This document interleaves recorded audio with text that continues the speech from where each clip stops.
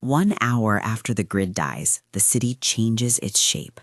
Lights go, radios stop, sirens fade. In those first 60 minutes, everything predictable collapses into one simple law. Scarcity rewrites behavior. Doors become funnels, pumps become flashpoints, stairwells become traps. I'm going to walk you through 5 public places that flip into death zones inside that first hour, why they become lethal, what the immediate threat looks like, and exactly how to move to survive. You listen, you remember, you move. Supermarkets. Supplies equal crowds. Crowds equal choke points.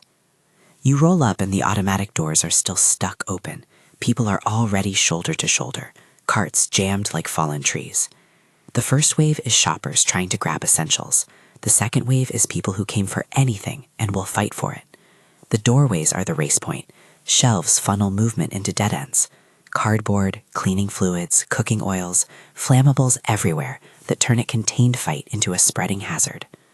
The immediate danger, funneling at entrances, blocked exits, and a sudden, often irrational press toward the front. You get pushed against displays, no room to pivot, no clear view of exits. Visibility drops when the lights go. Panic compounds like a chemical reaction. That crush can suffocate, and it can trap you next to fire sources. Survival blueprint. Don't approach the main entrance. Walk the perimeter. Look for side doors, loading docks, staff exits, delivery bays. If you have to enter, go during the first minute and map exits with your eyes.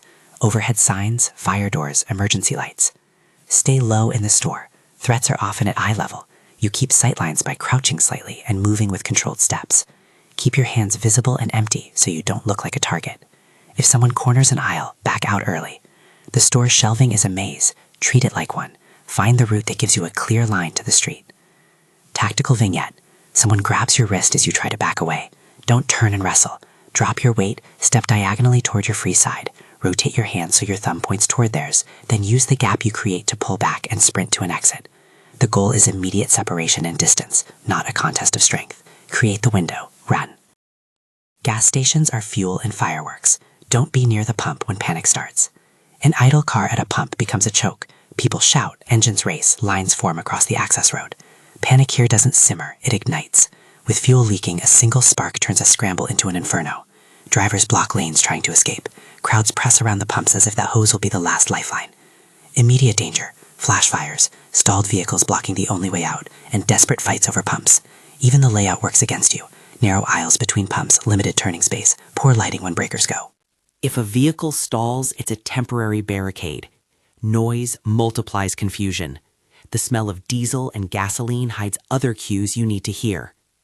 Survival blueprint. If you're on foot, avoid approaching pumps. If you arrive in a vehicle, keep your engine idling until you have clear space behind you. Park with an escape corridor. Don't hug the pump island. Before fueling, scan the exits. Prioritize space. Pick a pump that gives a drive-out lane. If traffic jams, don't be that person who sits and waits. Pull back, circle, and find an alternate route. When people crowd the island, keep moving away. Do not trade control of your vehicle for a bottle of gas. Tactical vignette.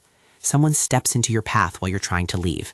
Use angled footwork. Step outside their line, plant your lead foot, push off with your rear leg to create momentum, and move around them. Your body works like a lever. Small lateral steps beat brute force. Your aim, disruption, and escape, not dominance. Hospitals and pharmacies turn into triage theaters, and theaters attract predators. Within an hour, the injured congregate at doors. People who can't get care for their kids, their neighbors, their own wounds will converge. Medical staff, if present, are overwhelmed. Pharmacies hold pills and supplies that become both hope and currency. Volunteers with good intentions will show, and so will opportunists posing as helpers. The front entrance becomes a magnet for crowds and a stage for desperation. Immediate danger, fights near triage areas, people coercing staff, and victims who block corridors. Hospitals have internal choke points, elevators, stairwells, security doors that fail under pressure. The scent of antiseptic and the sound of crying lower inhibitions. Calm training can collapse into raw panic. People will push towards staff through narrow corridors.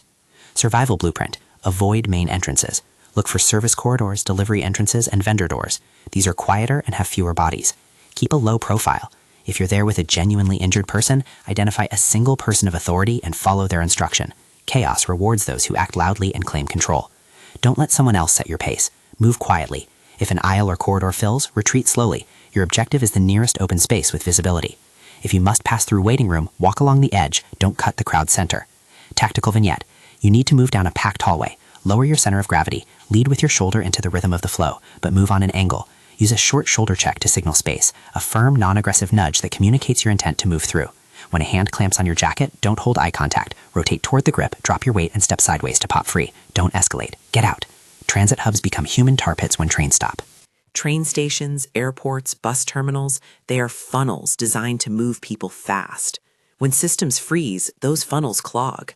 A single canceled train produces hundreds stranded in a focused space. Gates back up, platforms fill, and people who can't leave become stuck between tracks, ticket barriers, and closed concourses. Those who panic will surge. Surveillance goes offline and isolated groups form fast. Lines to information counters turn into shouting matches.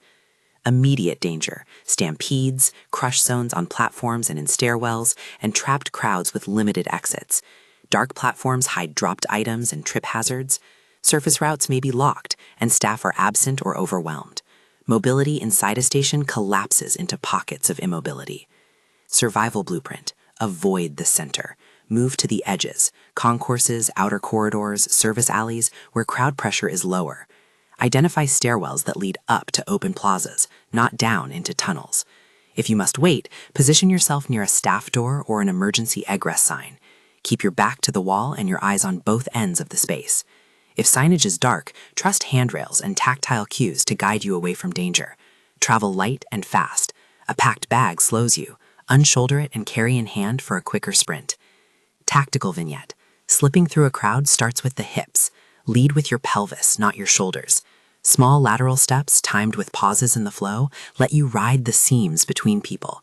When someone reaches to stop you, rotate your torso and use a brief push with your palm at chest level, not to injure, but to create enough space to pop a shoulder through and move. Make the gap and leave. Downtown streets, shopping malls, and parking garages hide ambush points. The street surface changes fast. Barricades appear from abandoned cars. Looted storefronts create piles of obstacles. Parking garages are worse. Low ceilings, echoing sounds, fewer sight lines, and exits that are easy to block. Malls gather people inside multi-story funnels. The open street looks safer until it's not. Vehicles can be used as barricades, as weapons, or as traps. Immediate danger. Ambush points behind pillars, vehicles blocking lanes, and sound that masks approaching threats. Parking structures are particularly deadly. One-way ramps, dim lighting, and multiple levels where a single blocked ramp isolates an entire floor. Downtown, bottlenecks form at intersections where bridges and underpasses constrain movement. Survival blueprint. Stick to sight lines. Walk routes where you can see both ends of the block. Prefer open plazas to narrow alleys. In parking garages, pick the level closest to an exit and stay near stairwells that open to the street rather than those that dump you into interior spaces. If you must pass an enclosed area, scan the perimeter first. Use diagonal routes. Cross streets at an angle to keep more options open. If you see vehicles abandoned in odd positions, assume deliberate blocking until proven otherwise. Tactical vignette. If you drop to the ground in a confined space, use a bridge and roll to scramble back up. Plant your feet, bridge your hips to unweight, roll toward your shoulder, and spring forward into a sprint. It's not a combat move, it's an escape engine. Stay low until you clear sight lines, then run with intent. You will panic. That's biological. Plan for it. First, a panic hack. When adrenaline spikes, your hands go cloudy, your vision narrows, and you can't think. Reset the system with a simple breathing pattern. Inhale for 4, hold 2, exhale for 4. Repeat twice. It restores clarity fast. Do it while you scan exits. Your hands calm, your feet remember drills. Second, train your body as an exit tool. Force travels through your feet, hips, and shoulders. Use your legs to move weight. Use the hips to redirect, not the arms to wrestle. Keep your elbows soft and forearms angled to absorb pushes. Your skeleton is a structure. Bend at the knees, not the waist. When you push for space, drive with the heel, torque with the hips, and move on the balls of your feet. Small, explosive steps beat large, choppy ones. Now the real test. You're in the supermarket, 1 hour in, and the door is blocked. People pile against the main entrance. Shouts spray like gunfire. You can feel the pressure behind you. A man is pinned against a display 2 aisles over. Your options narrow fast. You scan. Left exit is a loading dock, a staff door with a narrow ramp. Right exit is packed with people trying to force open the registers. Front is a human wall. You hear the diesel smell from the delivery bay, backup generators down the block. You control your breathing.